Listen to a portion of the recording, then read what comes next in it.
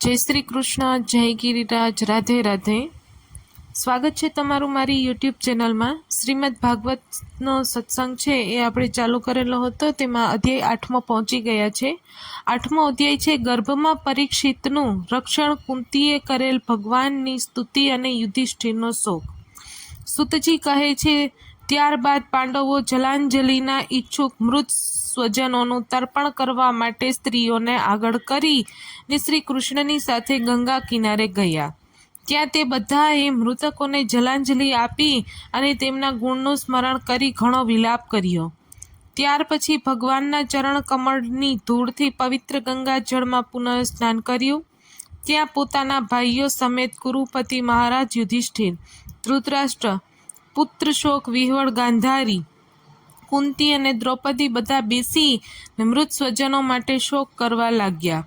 ધૌમ્ય વગેરે મુનિઓ સહિત ભગવાન શ્રી કૃષ્ણે તેમને સાંત્વના આપી અને સમજાવ્યા કે સંસારના બધા જ પ્રાણીઓ કાળને આધીન છે. મોતથી કોઈને કોઈ બચાવી શકતું નથી. આ રીતે ભગવાન શ્રી કૃષ્ણે અજાત શત્રુ મહારાજ યુધિષ્ઠિરને તેમનું તે રાજ્ય કે જેને ધૂર્તોએ છળથી છીનવી લીધું હતું પાછું અપાવ્યું, તથા દ્રૌપદીના કેશોનો સ્પર્શ કરવાથી જેમનું આયુષ્ય ક્ષીણ થઈ ગયું હતું તે દુષ્ટ રાજાઓનો વધ કરાવ્યો. સાથે જ યુધિષ્ઠિર પાસે ઉત્તમ સામગ્રીઓ અને પુરોહિતો વડે 3 અશ્વમેઘ યજ્ઞ કરાવ્યા. આ પ્રમાણે યુધિષ્ઠિરના પવિત્ર યશને 100 યજ્ઞો કરાવનારા ઇન્દ્રના યશની જેમ બધી જ બાજુએ ફેલાવ્યો.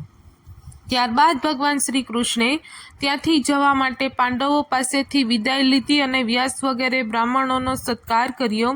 એ લોકોએ પણ ભગવાનનું ઘણું સન્માન કર્યું. ત્યાર પછી તેઓ સાત્યકી અને ઉદ્ધવ સાથે દ્વારકા જવા માટે રથ પર સવાર થયા. તે જ સમયે તેમણે જોયું કે ઉત્તરા ભય વિહ્વળ થઈ સામેથી દોડી આવી રહી છે. ઉત્તરાએ કહ્યું, હે દેવાધિદેવ જગદીશ્વર, આપ મહાયોગી છો. આપ મારું રક્ષણ કરો.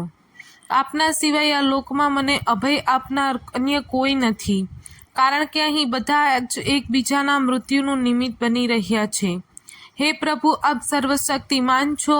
આ ધધકતા લોઢાનું બાણ મારી તરફ દોડી આવી રહ્યું છે. હે સ્વામી, આ બાણ મને ભલે બાળી નાખે પણ મારા ગર્ભનો નાશ ન કરે એવી કૃપા કરો. સુતજી કહે છે, ભક્તવત્સલ ભગવાન શ્રી કૃષ્ણ તેની વાત સાંભળતા જ જાણી ગયા કે અશ્વત્થામાએ પાંડવોના વંશને નિર્બીજ કરવા માટે બ્રહ્માસ્ત્ર પ્રયોગ કર્યો છે. હે શૌનકજી, એ જ સમયે પાંડવોએ પણ જોયું કે સળગતા 5 બાણ અમારી તરફ આવી રહ્યા છે. તેથી તેમણે પણ પોતપોતાના અસ્ત્રો ઉપાડ્યા. સર્વશક્તિમાન ભગવાન શ્રી કૃષ્ણે પોતાની અનન્ય પ્રેમીઓ પર શરણાગત ભક્તો પણ ઘણી મોટી વિપત્તિ આવેલી જાણી પોતાના અસ્ત્ર સુદર્શન ચક્રથી તે સ્વજનનું રક્ષણ કર્યું. યોગેશ્વર શ્રી કૃષ્ણ સમસ્ત પ્રાણીઓના હૃદયમાં વિરાજમાન આત્મા છે. એમણે પાંડવોની વંશ પરંપરા ચલાવવા માટે પોતાના માયા કવચથી ઉત્તરાના ગર્ભને ઢાંકી દીધો.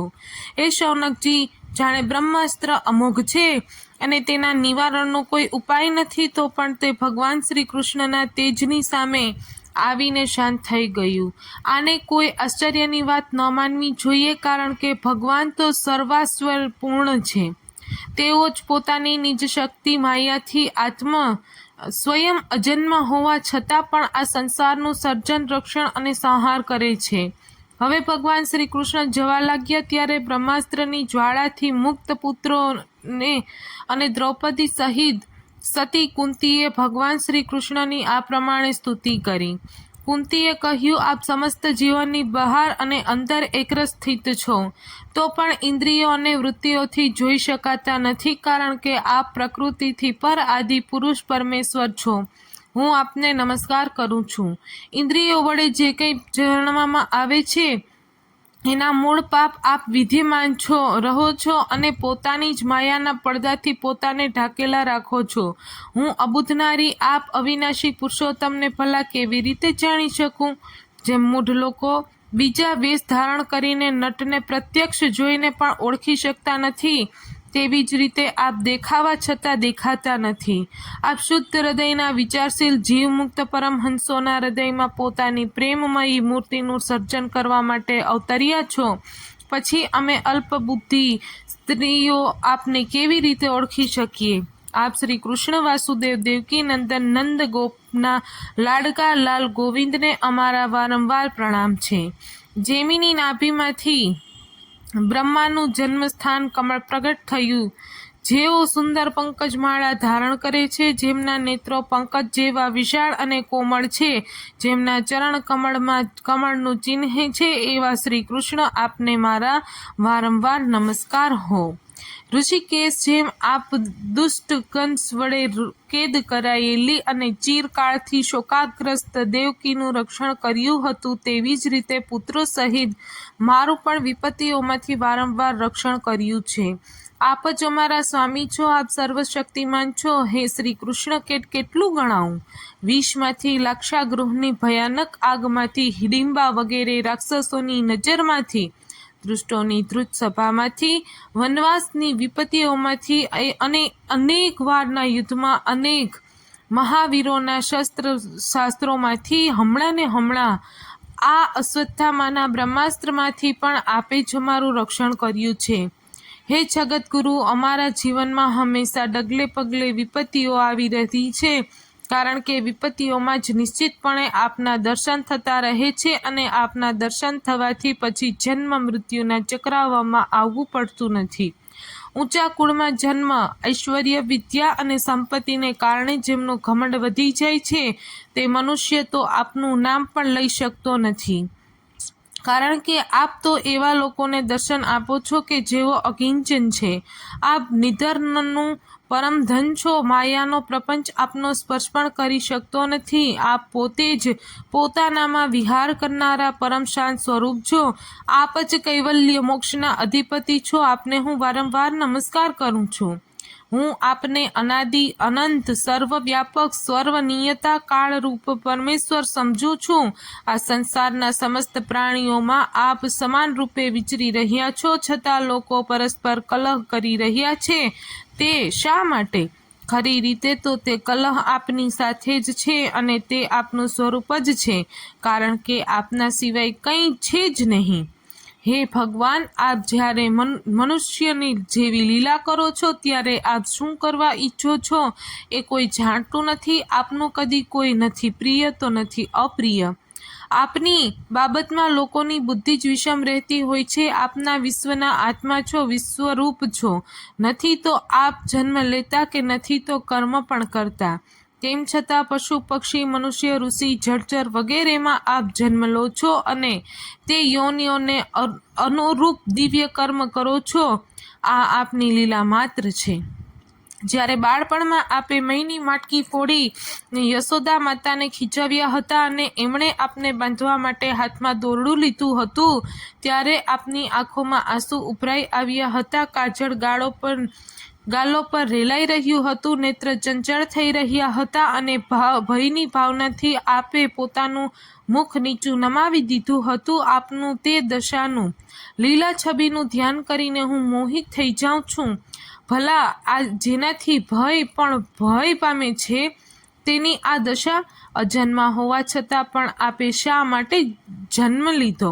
એનું કારણ બતાવતા કોઈ મહાપુરુષ એમ કહે છે કે જેમ મલ્યાચલની કીર્તિનો વિસ્તાર કરવા માટે તેમાં ચંદન પ્રગટ થાય છે, તે જ રીતે પોતાના પ્રિય ભક્ત પુણ્ય શ્લોક રાજા યદુની કીર્તિનો વિસ્તાર કરવા માટે જ આપે એમના વંશમાં અવતાર લીધો છે.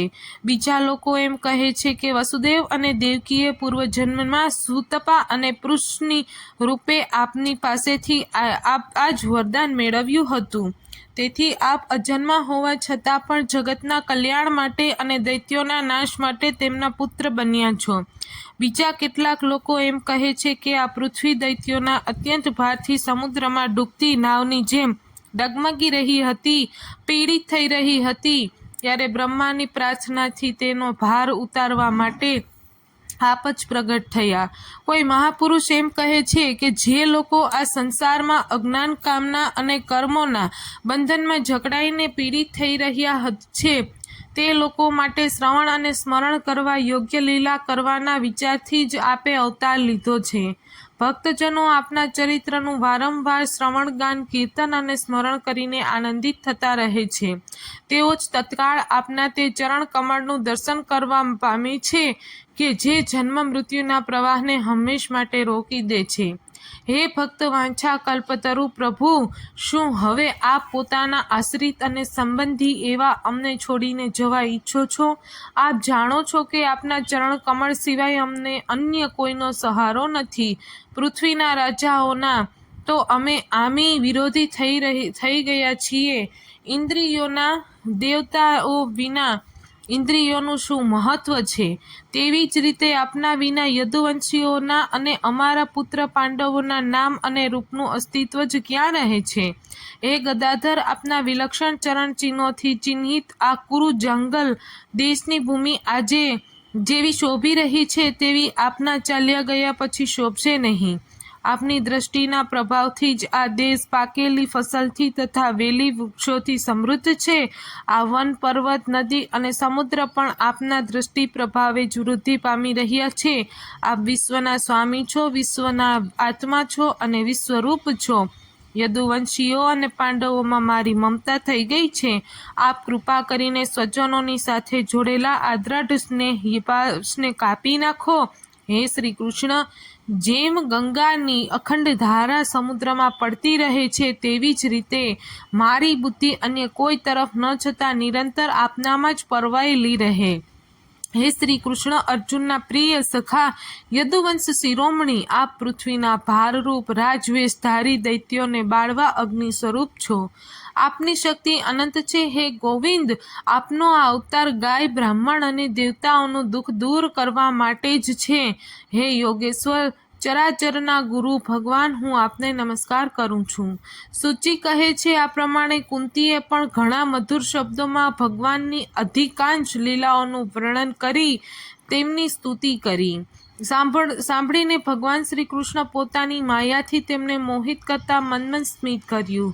તેમણે કુંતીજીને કહ્યું, સારું સારું, ઠીક છે. અને ત્યારથી તેમણે હસ્તિનાપુર રાજમહેલમાં પ્રવેશ કર્યો અને કુંતી વગેરે સ્ત્રીઓ પાસેથી વિદાય લઈને જવા નીકળ્યા ત્યારે રાજા યુધિષ્ઠિર ખૂબ પ્રેમપૂર્વક તેમને રોકી લીધા. રાજા યુધિષ્ઠિરને પોતાના ભાઈ બંધુઓને માર્યા જવાનો ભારે શોક થઈ રહ્યો હતો. ભગવાનની લીલાઓનો મર્મ જાણનારા વ્યાસ વગેરે મહર્ષિઓએ અને અદ્ભુત ચરિત્ર કરનારા સ્વયં ભગવાન શ્રી કૃષ્ણ પણ અનેક ઇતિહાસો કહીને તેમને સમજાવવાની ઘણી કોશિશ કરી, પરંતુ તેમને સાંત્વના મળી નહીં, તેમનો શોક દૂર થયો નહીં. હે શૌનકાદિ ઋષિઓ, પોતાના સ્વજનોના વધતી ધર્મપુત્ર રાજા યુધિષ્ઠિરને મોટી ચિંતા થઈ. તેઓ અવિવેકયુક્ત ચિત્ત સ્નેહ મોહવશ થઈને કહેવા લાગ્યા, અરે મુझ દુરાત્માના હૃદયમાં બદ્ધ મૂલ થયેલું આ અજ્ઞાન તો જુઓ. મેં શિયાળ કૂતરાના આહાર એવા આ અનાત્મા શરીર માટે અનેક અક્ષૌણીય સેનાનો નાશ કર્યો. મેં બાળકો, બ્રાહ્મણો, સંબંધીઓ, મિત્રો, કાકા, ભાઈ, ભાંડુ અને ગુરુજનોનો દ્રોહ કર્યો છે. કરોડો વર્ષો પણ નરકમાંથી મારો છુટકારો થઈ શકશે નહીં. જો કે શાસ્ત્રનું વચન છે કે રાજા જો પ્રજાનું પાલન કરવા માટે ધર્મયુદ્ધમાં શત્રુઓને મારે તો તેને પાપ લાગતું નથી. તો પણ તેનાથી મને સંતોષ થતો નથી. મારા વડે માર્યા ગયેલાઓની સ્ત્રીઓ અને બંધુઓનો મેં દ્રોહ કર્યો છે. તેમાંથી ગમે તેટલા યજ્ઞ, યાગાદિ કર્મો કરીને પણ છૂટી શકું તેમ નથી. જેમ કાદવથી ગંગાજળને સ્વચ્છ કરી શકાતું નથી, મદિરાથી મદિરાની અપવિત્રતાને મિટાવી શકાતી નથી, તે જ રીતે એક પણ પ્રાણીની હત્યાનું પ્રાયશ્ચિત અનેક યજ્ઞો વડે કરી શકાતું નથી. તો પછી અનેક અક્ષૌહિણી સેના હણાઈ એનું પ્રાયશ્ચિત કઈ રીતે થાય?